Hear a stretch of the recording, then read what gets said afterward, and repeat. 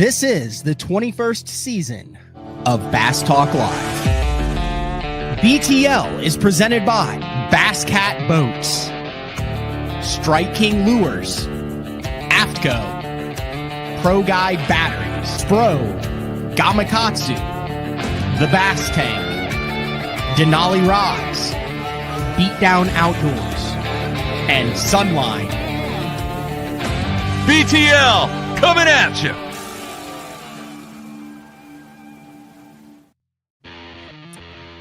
Good morning and welcome to another exciting edition of BTL Bass Talk Live, where we're going to talk about bass fishing. In studio guest Todd Ceisner from In-Fisherman. Can't get rid of me. Well, you will later today. Later today, I drop you off to Oklahoma City Airport. Will Rogers International Airport. I've never flown international straight out of Oklahoma City. I can't figure out where do you think they fly straight? I don't know. That's an interesting point because there's a lot of international airports that I know don't have international destinations or. So it's false advertising? I think it just sounds better, probably, right, for them. So, good show with Todd on Monday. We talk a lot about In-Fisherman, some of the things that they're going through. We talked about the Master Angler Awards. We talked a little bit about the Bass Fishing Hall of Fame. Bass Fishing Hall of Fame, the Pan American Sport Fishing Federation tournament that was down in Mexico. A lot more coming out on Andrew Upshaw's YouTube channel, Let's Fish TV, Scott Martin stuff. But the main reason why you were in Oklahoma was you came from fishing with the legend. Yeah, I had some planning meetings up in Minnesota for In-Fisherman. Spent a day in the boat with Doug Stang, your editor, longtime editor. Very jealous of that. Yeah, it just happened, just a Saturday in the boat with Doug on Mille Lacs and another sneaky central Minnesota lake to be left unnamed. Yeah, that's fine. We do that. We call it Lake X. Everyone has their Lake X. So, then moseyed on down here Sunday, waited for you to get back from Mexico, and then off we went on our adventure the last 36 hours or whatever it was. So, over to southwest Arkansas. So, yeah, for the frog hunt extravaganza. Yeah, Steve Bowman, 2020 inductee into the Bass Fishing Hall of Fame, done a lot with ESPN Outdoors, still does a lot with the Bassmaster Elite Series and Bassmaster over there. And so I didn't understand when we got into this. Here's what we're going to talk about today, folks. We're going to talk about the frog hunt, which led me to do a lot of deep thinking because lately I've done off the wall adventures in fishing, which I'll consider frog hunting fishing, but that have pushed my limits of comfort, my boundaries of comfort. And one of the things, I am a man of routine when I am here, whether it's, you fish the Thursday nighter and we fish these 5 brush piles, and then you fish this division of this deal, which goes to the same lakes at the same time of the year. And it's real easy to get into a routine or a rut. And then you start bitching about it. There's nothing new. There's nothing exciting. You know what to expect. It's, do you catch the 5-pounder out of the brush pile? Do you not? Is Jim screwing you on the bank that you showed him, but then he got his boat and now he likes to go down it even though he knows it's your bank? Like that's it. Then you start to get upset about stuff and you kind of lose with the risk of sounding like Randy Blockett, you lose the mystery, the mystique of, new experiences, which is what we'll get into with the frog hunting. But I wanted to get into that with the fishing too, especially with you and your position at In-Fisherman. I think it is healthy for every bass fisherman to get outside of their comfort zone every single year with new species, with new experiences. Yeah, what do the kids say these days? Go touch grass, right? I think a lot of people would benefit from just going to touch water, right? No matter what it is, right? I mean, we were in a boat with an outboard. We didn't have a rod and reel in the boat the other night, but we were in that we had that mentality, right? We're going to go out and capture these critters. And yeah, we had to move some limbs, duck under vines, dodge some spiders, like you said, out of your comfort zone, middle of the night in nowhere, Arkansas, completely new foreign experience. But holy cow, you and I were talking on the way back, we need to do that again, quick. Right. It just kind of restokes the fire, puts another log on that fire to get out and explore, experience an adventure. Maybe it's a little different than what you're used to, but go touch some water. It's And it doesn't have to cost a lot of money to do that either. No. Like, I mean, I was thinking like some of the new experiences. Like, I mean, I got to fish Loch Ness last year, like the Loch Ness or the Loch Ness Monster is. I got to go to Japan and do that. But like those were new experiences, but also just like at Lake Thunderbird when my buddy Jared Miller took me noodling. That's a new experience. Or when I went up and ice fished out of Minnesota, like that's a new experience. Or when like there's all sorts of new experiences that if you want to get exotic and plan for a year or two, you can, but also like in your backyard. Like right now, I'm super excited. We found a lake that's got a big walleye in it. Okay. Well, I've never like tried to target the walleye in Oklahoma, especially with forward facing or anything like that. But I love catching walleye. So I'm like jacked up to go out to this lake this summer with a jig and a small plastic and try to target walleye. Right.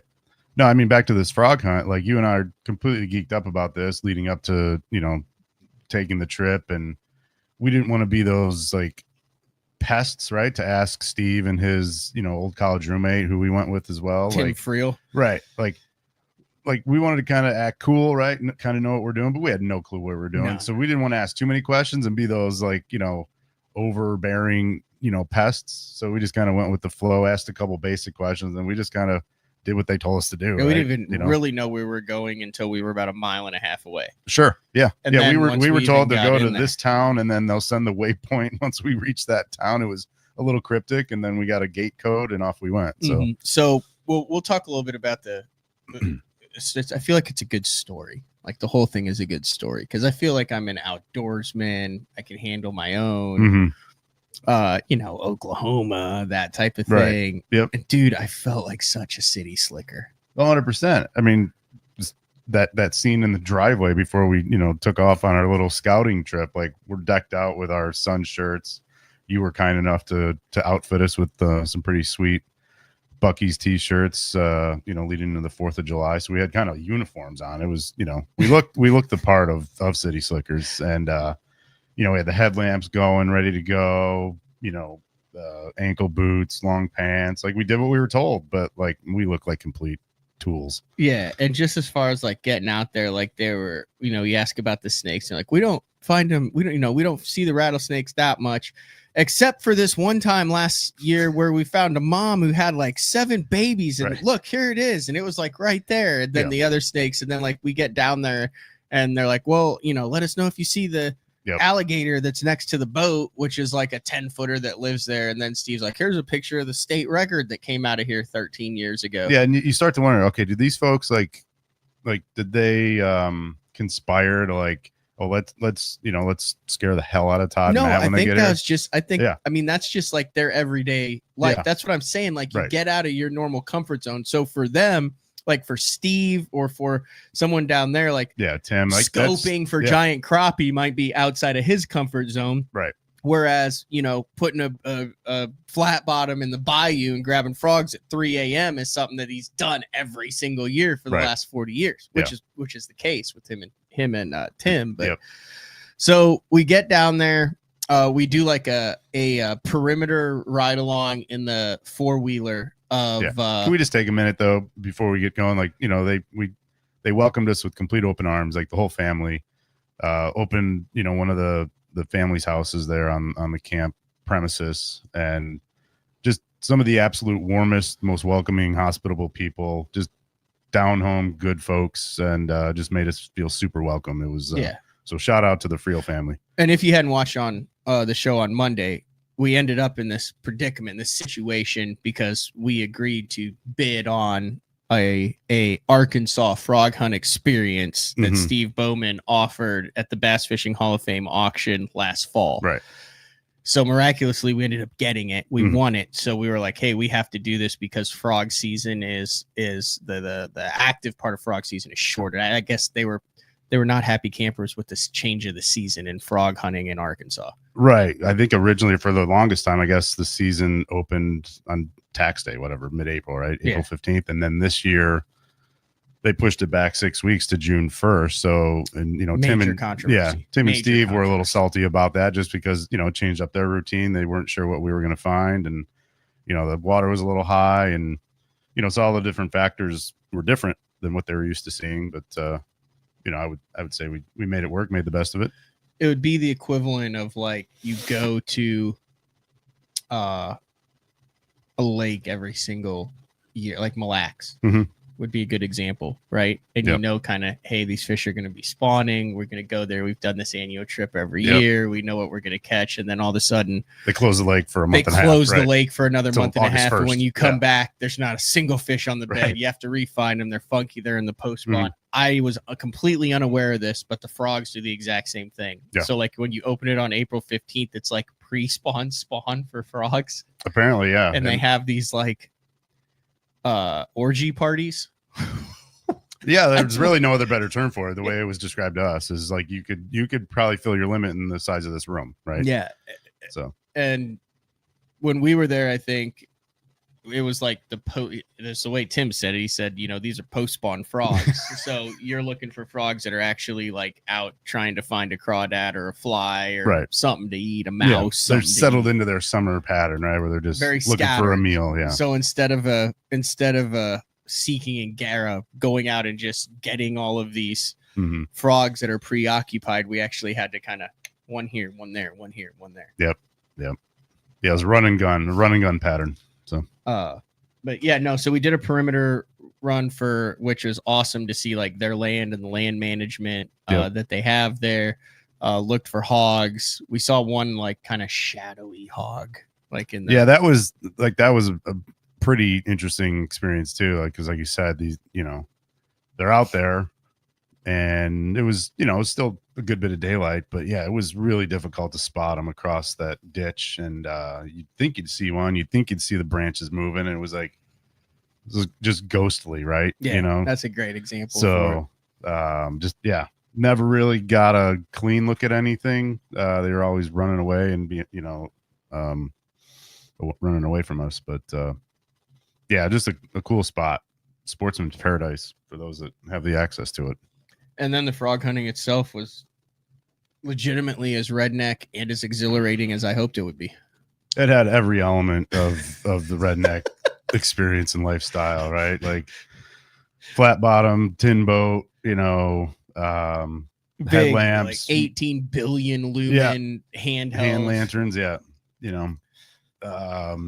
just like hand-to-hand combat with these little critters. I've put some videos up on my Instagram story. I'll have a full video up there as well, but I'll show a couple pictures. That's what we ended up with. We ended up with like 29 frogs by the end of it, where you just like lean over the front of the boat. Tim was, he had a wheel, right? Though it wasn't a tiller steer. No, it was a side console. Yeah. He had a wheel. So it worked out. There's a picture of Todd right there. So literally these things like sit there and then you get up behind him and then you just boom. Yeah. And you grab them. The snatch, right? That's what we call it. There's this, But I think that as I don't know if I call myself an outdoorsman, as fishermen, you live for that anticipation, that moment, right? So like when I was down in Mexico, the biggest fish that I hooked, a 10-4 on the Bubbas, like in the tournament, an hour left, and you have that it's on, and then you have that emotional experience of you trying to land it where every single split second of that fight is burned into your every brain. turn of that reel handle matters, right? But that's because it's something rare that doesn't happen every time. It's something on the line. So, and it was the exact same way with those frogs, because you had Steve that was finding the frogs in the back, and Tim that's driving the boat up there, and you that's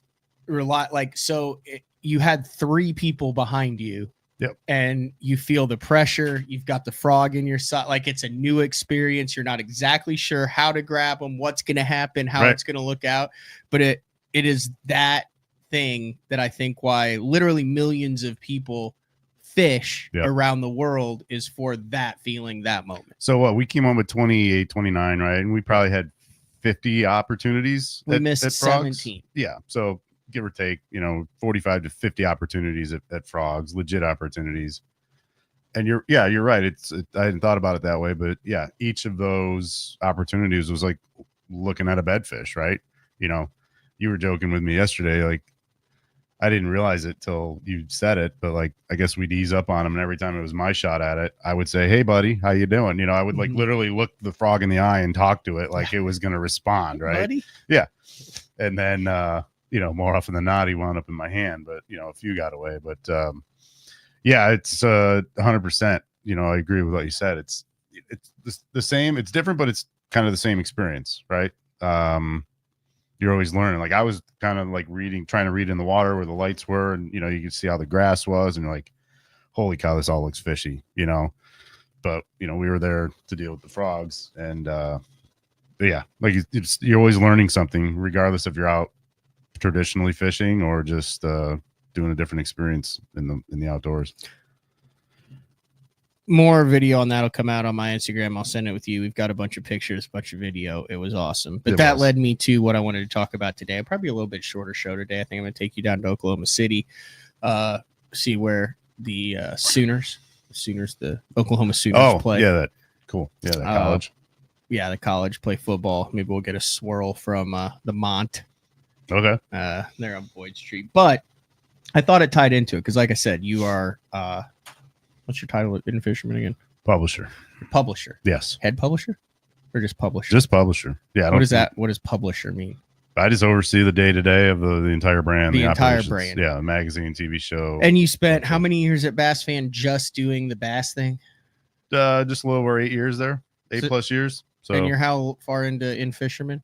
5+. So you deal with a lot more, fair to say, multi-species anglers at In-Fisherman than you do at Bass Fan. Yeah, 100%. I think we covered this ground the other day. It's like the way I describe it to people is, you know, covering the bass tournament side is kind of like you're down the corridor or the terminal of an airport, right?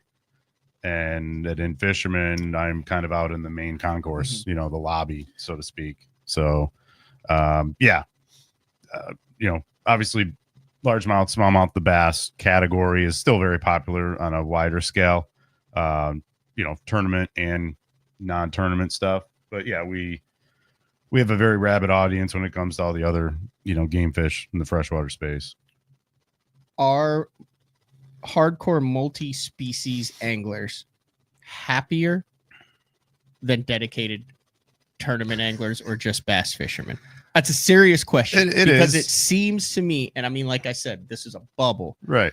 But it seems to me like there's a lot of bass anglers, whether you're a club guy all the way up to the BPT and Elite Series, they just doesn't bring them overt joy on a daily basis. And I think that largely stems from there's something always on the line with those guys, right? Whether it's 10, 15, $50 on a Tuesday or Thursday versus, you know, $5,000 in some situations. So there's always something on the line. There's that built-in pressure that comes with that versus, you know, the average guy that just wants to go out and, you know, catch a limited walleye and, you know, fill the freezer that week. You know, same with crappie guys. They're just out enjoying. They're just out there, like we said earlier, touching water, you know, putting to use the skills that they've learned over the years from, you know, mom, uncle, granddad, brothers, what have you, just enjoying the outdoors and fishing. And, you know, maybe they're employing tools and tips that they read in In-Fisherman one day. But,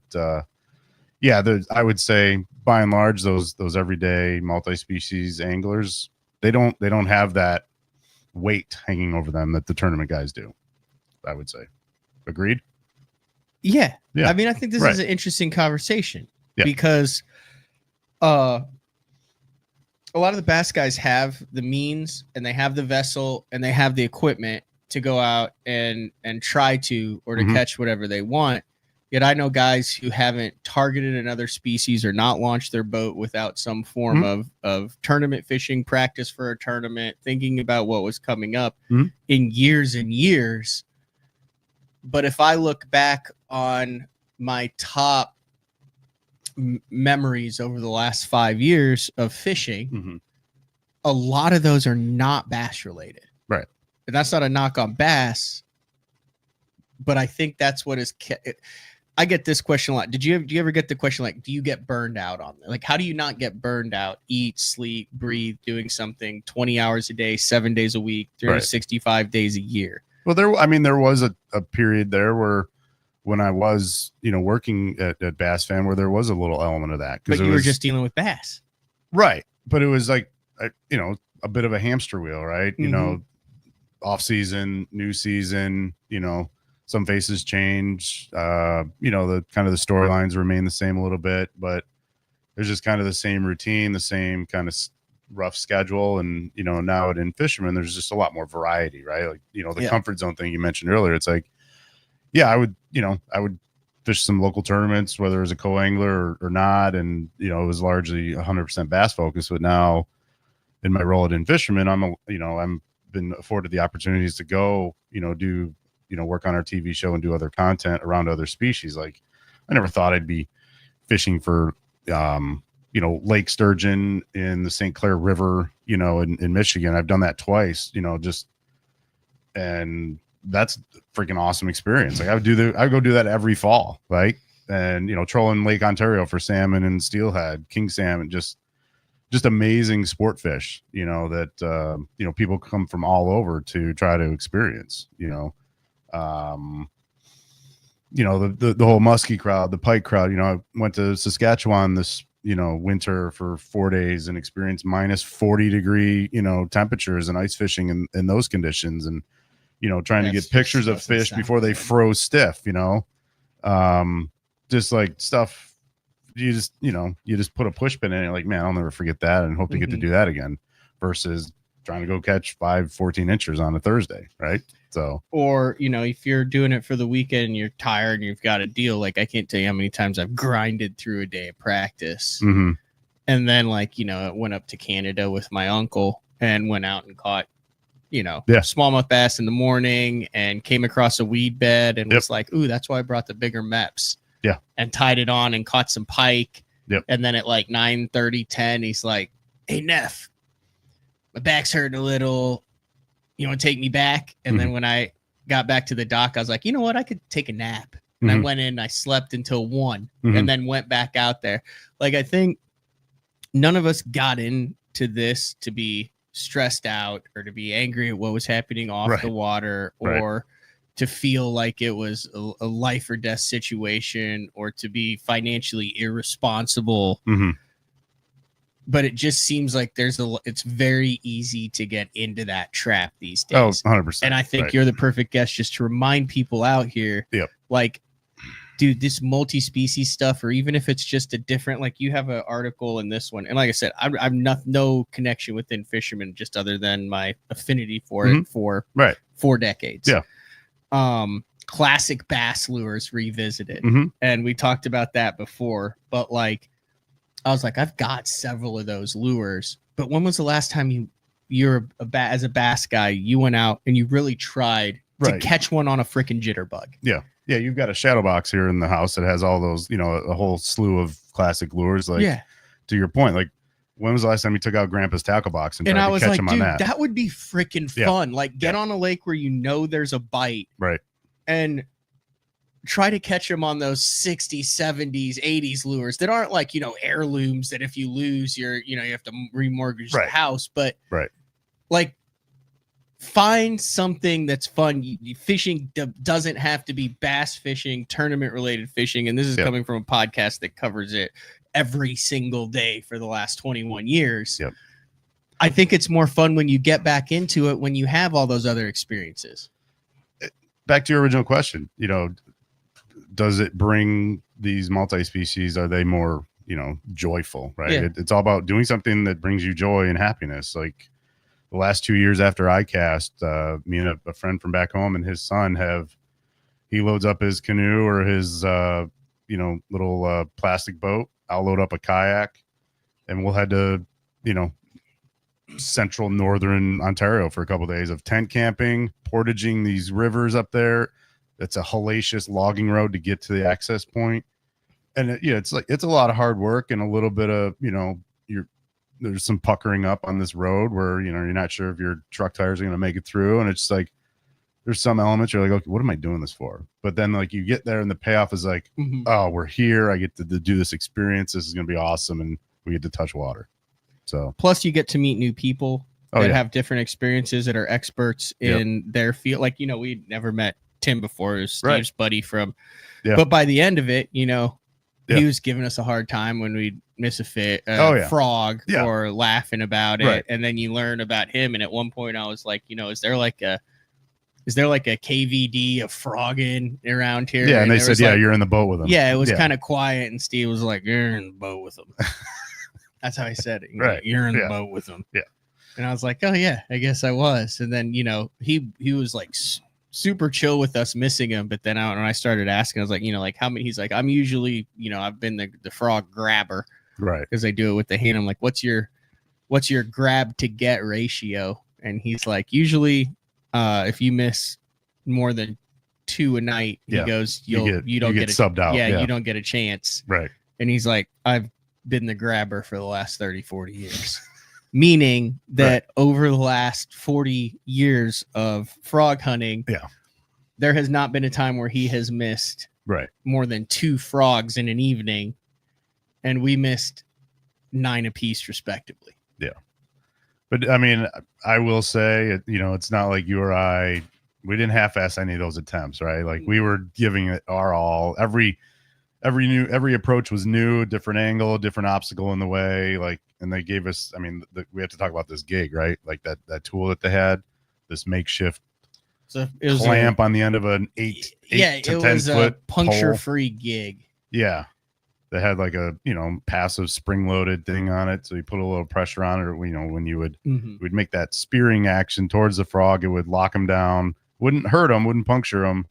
But you had to get that in the boat quick because those suckers slither out of there, as we learned. But I feel like it was like 2 painter sticks glued or taped together in the middle. Definitely. So definitely. I mean, there was some upgrades you can make to it if you wanted to put it in production, but it worked for what we needed it for. So, but as bass fishermen, and obviously there's a lot of bass fishermen listening to Bass Talk Live. I'd hope so. But there's 2 things here. We're experts in a field that a lot of other people who fish enjoy catching bass, but don't have the level of expertise in bass fishing. They don't have a boat or the tackle for it or anything, but they'd love to get out and catch smallmouth or a largemouth or something. And we also all have multiple devices to get connected with someone in a different field, whether it's blue cats, stripers on Texoma, where you can say, hey man, we all know those people. Like, I can't tell you, I've had some guys that like, man, I want to get in the boat with you and bass fish. And I'm like, yeah, but I want you to teach me, how you catch those wipers on the river. Right. Okay. Right. Like, take advantage of that. That's where the fun's at. That's where it's at. And then you can take it one step further.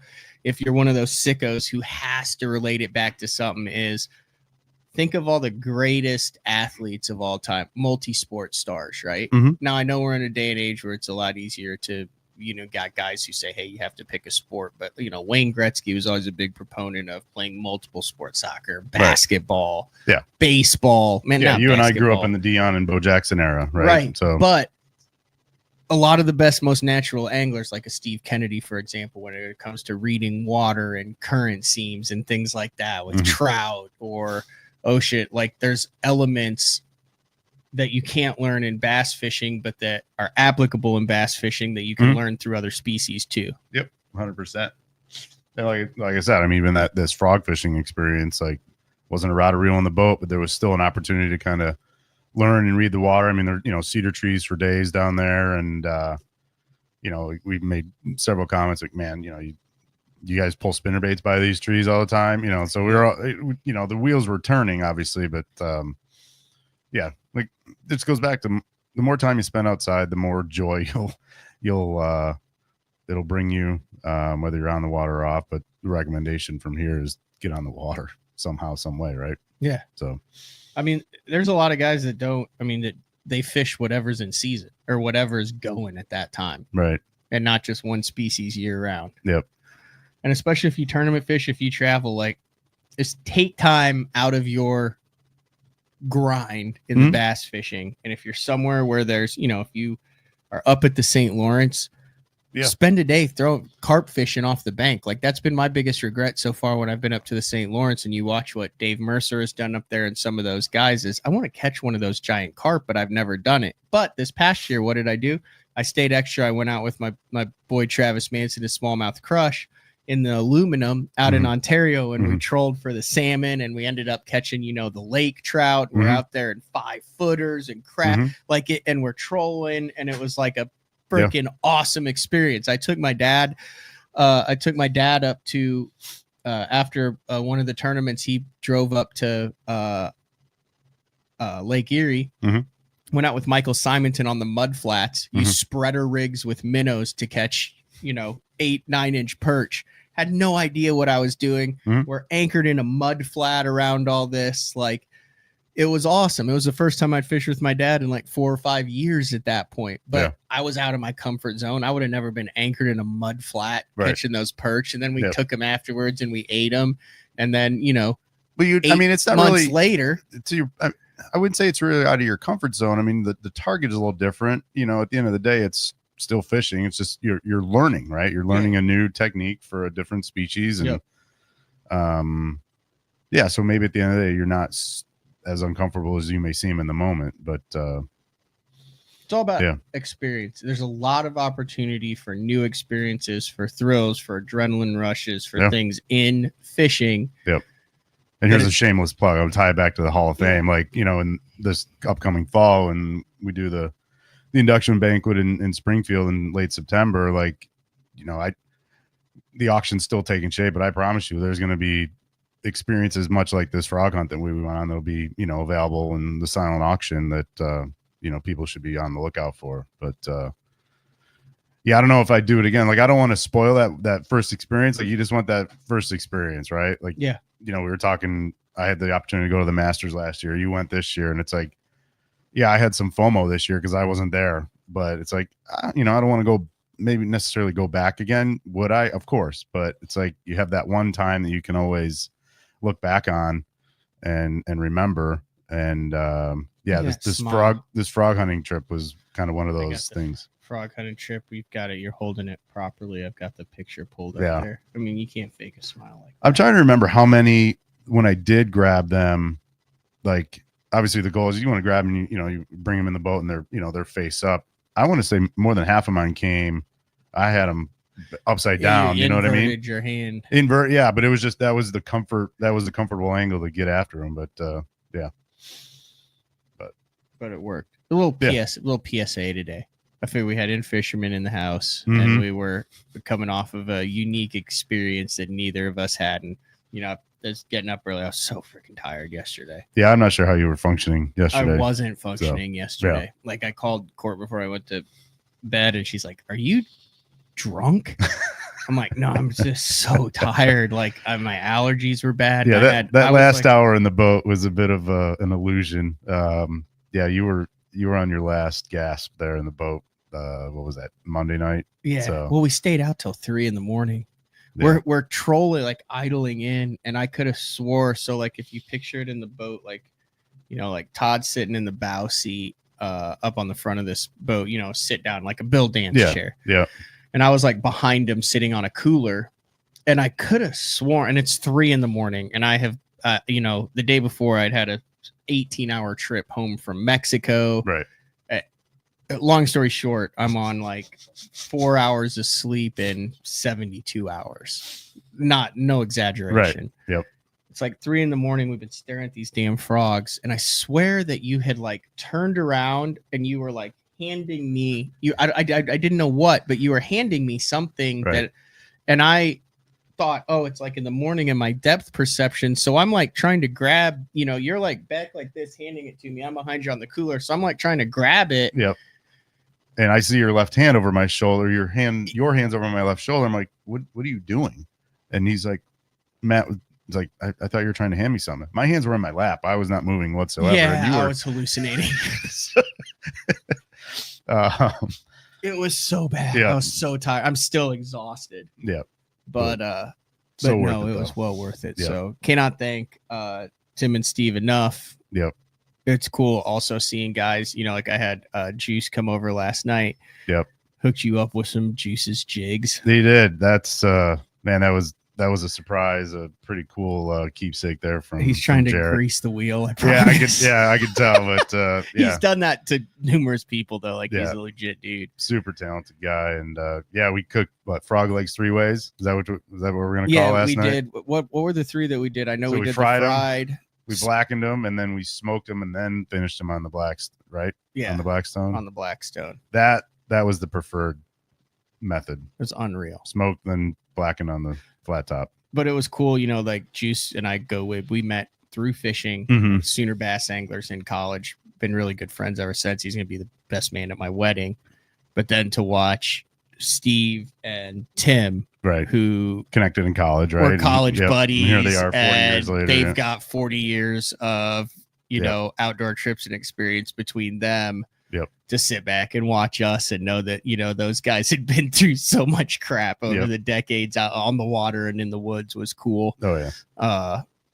And that's something, you know, that's a friendship that is earned. Like you can't build that bond with another human being without like all those hours together in the woods. And you could even tell like just the way stories. the way Steve interacted with, you know, Tim's family. Like he's basically an adopted, you know, son, brother, you know, in that Friel family. So that, those sorts of relationships they're hard to find. And once you do find them, man, you don't want to let them go. So. And that's cool. One of the things I like about In-Fisherman is you talk about those really. I was talking about you before the show with you about this, but that North with Doc at the back that Greg Knowles always writes. Yeah, it's just relatable content. It's about the relationships between the group of guys, man. Yep. Yeah, relatable, sometimes humorous. You know, there's always a takeaway from that, you know, from North with Doc. So some of our most popular content that gets a ton of feedback. So get the latest issue, In-Fisherman, Rumble with River Smallies. I am charging $20 per autograph for the Master Angler. The Master Angler photo that I have in here, if you guys want me to. I got no problem. 58 or 59, I think. Yeah, page 56, bottom right there. There's the 15 right in the gutter. 15 and a quarter inch crappie for the old Master Angler Awards. So just letting everyone know. You know, not to leave out your cohort, Matt Steffen, who's also not featured with a photo, but he's in the list. He made the list. So maybe next year, Matt. I appreciate it. All right, we're going to wrap things up. This has been another edition of Bass Talk Live. Thursday, tomorrow. Yeah. Is it tomorrow? Thursday? Yeah, tomorrow's Thursday. We're going to go into town, and then tomorrow. They're blurring together, dude. Yeah, I know we lost the camera when I dropped this. I hit it. We must have a camera when I tossed it down. Yeah, 2 times in a row. But all right, we will talk to everybody later. Thank you for coming in. Thank you for jumping on the shows. Thanks for hosting me, man. Been a blast. The Bass Fishing Hall of Fame there with Tim and Steve opening their skill set to a new one. Go out, learn something new, catch something new. Right. Touch water. All right, we'll talk to everyone later. See ya.